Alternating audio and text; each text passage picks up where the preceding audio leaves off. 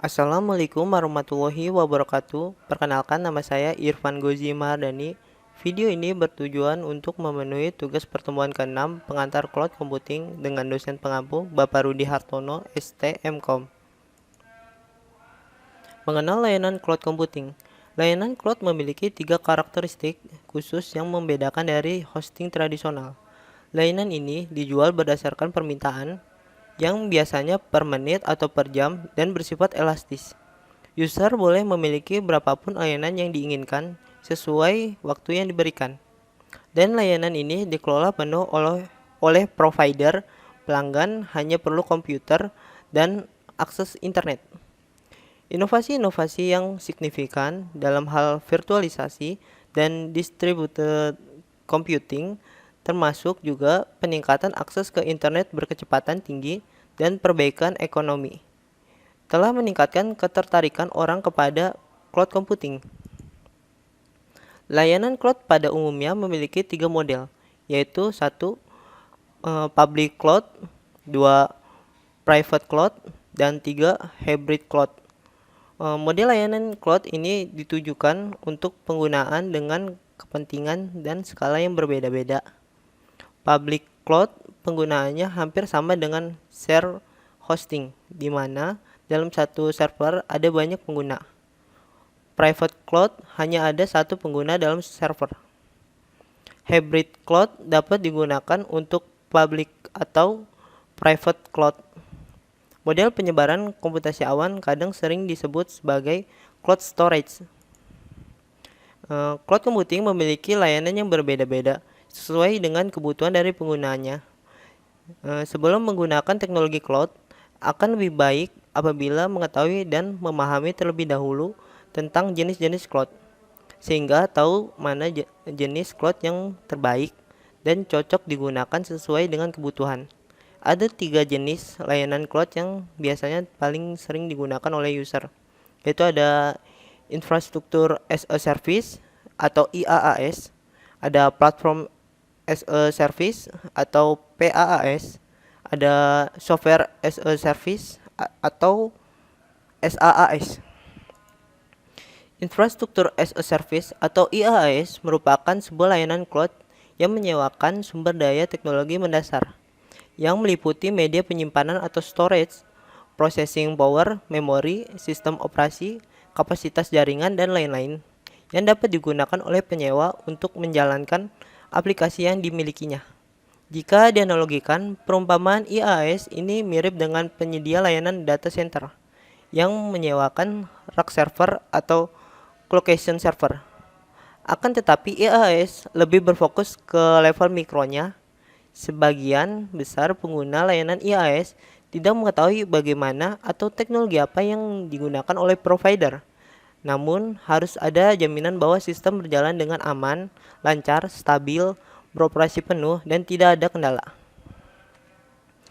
Karakteristik IaaS dapat diakses oleh banyak pengguna, hemat biaya, biaya bervariasi tergantung penggunaan perusahaan, layanan sangat scalable, bisa diakses oleh banyak pengguna dalam satu hardware, perusahaan tetap punya kendali penuh atas infrastrukturnya, dan fleksibel. Contoh IaaS itu sudah banyak sekali perusahaan yang menyediakan layanan IaaS. Contohnya ada DigitalOcean, Amazon Web Server atau AWS, dan Microsoft Azure, dan masih banyak lagi. Kelebihan IaaS: 1. Mengurangi biaya modal, karena tidak perlu mengeluarkan biaya tambahan untuk membeli komputer atau alat server baru. 2. Cepat menyesuaikan kondisi, meningkatkan sumber daya secara cepat dalam kondisi tertentu. Jika permintaan menurun, sumber daya akan turut menurun untuk menghemat biaya. 3. Infrastruktur lebih stabil dan bisa diandalkan karena tidak perlu melakukan maintenance, upgrade software dan hardware, atau menyelesaikan masalah peralatan. Penyedia layanan IaaS akan memastikan bahwa infrastrukturmu dapat diandalkan dan memenuhi Service Level Agreement atau SLA. Kekurangan IaaS: 1. Membutuhkan pelatihan internal. IaaS memungkinkan pengguna dapat mengelola sistem operasi, keamanan, aplikasi, dan database sendiri. Oleh karena itu, dibutuhkan pelatihan internal untuk memastikan perusahaan dapat mengelola infrastruktur secara efektif. 2. Keamanan. Meskipun infrastruktur dikelola penuh oleh perusahaan, IaaS tetap saja rentan terhadap masalah keamanan. Ancaman keamanan dapat bersumber dari host atau virtual machine lainnya. 3. Sistem lama yang beroperasi di cloud. Pengguna tetap bisa mengoperasikan sistem lama di cloud, namun infrastruktur bisa saja tidak mendukung kontrol khusus untuk mengamankan aplikasi lama. Jadi, perlu mengupgrade aplikasi tersebut sebelum memasukkan ke dalam cloud. Lalu ada Platform as a Service atau PaaS.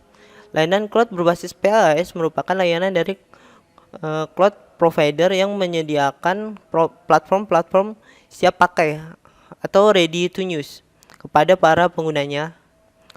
Provider penyedia layanan cloud bertanggung jawab untuk membuat platform dengan sistem yang stabil, handal, dan dapat beroperasi dengan sempurna ketika digunakan.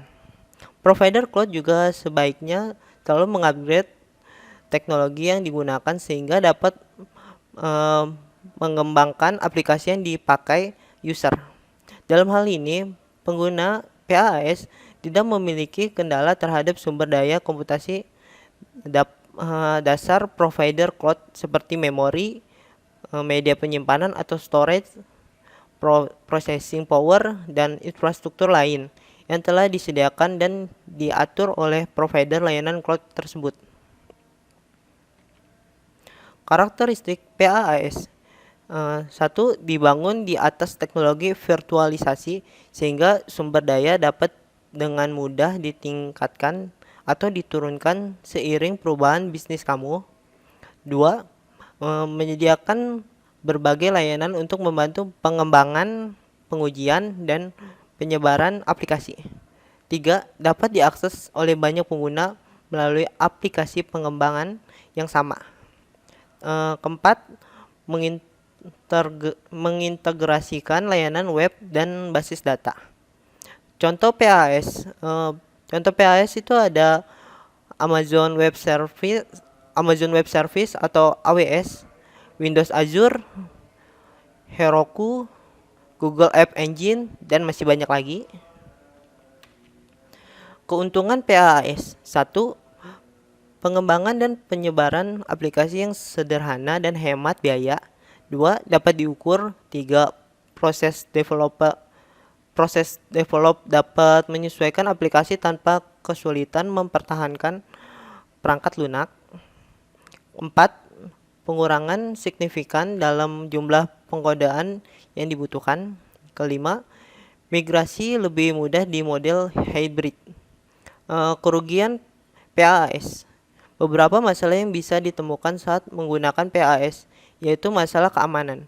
Fitur penyedia layanan PaaS adalah keamanan platform.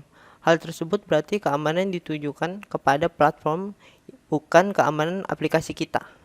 Sehingga kamu harus tetap memperhitungkan risiko keamanan dari aplikasi kita sendiri. Lalu ada Software as a Service atau SaaS. Layanan SaaS merupakan layanan cloud yang lebih dulu populer karena SaaS merupakan evolusi dari konsep ASP atau Application Service Provider. Sesuai dengan namanya, SaaS memberikan kemudahan bagi para pengguna untuk dapat memanfaatkan sumber daya perangkat lunak dengan cara berlangganan, sehingga user tidak perlu mengeluarkan investasi lain, baik untuk in-house development maupun dalam hal pembelian lisensi sebuah software. Dengan cara berlangganan, pengguna dapat langsung menggunakan berbagai fitur yang disediakan oleh penyedia layanan. Karakteristik SaaS dikelola dari lokasi pusat, di host di server jauh, dapat diakses melalui internet. Pengguna layanan tidak bertanggung jawab atas pembaruan perangkat keras atau perangkat lunak. Contoh SaaS. Saat ini banyak sekali layanan SaaS di internet, mulai dari yang versi gratis hingga berbayar. Ini adalah beberapa contoh SaaS yang populer, yaitu ada Google G Suite, Dropbox, Salesforce, Cisco WebEx, SAP Concur, Office 365, dan Adobe Creative Cloud, dan lain-lain. Keuntungan SaaS. Menggunakan model layanan SaaS, pengguna bisa langsung memanfaatkan layanan tersebut tanpa harus membuat sendiri atau in-house development. Pengguna layanan tidak perlu mengkhawatirkan tentang ketersediaan dan reliabilitas aplikasi, karena hal tersebut sudah dijamin oleh penyedia layanan. Pengguna layanan hanya perlu fokus pada data miliknya. Perangkat yang dibutuhkan untuk menggunakan aplikasi hanya gadget dan tersambung internet. Kerugian SaaS: 1. Interoperabilitas. 2. Kurangnya dukungan integrasi dan kustomisasi. Ketiga, kurang kontrol dan keamanan data. Keempat, keterbatasan fitur dan performa.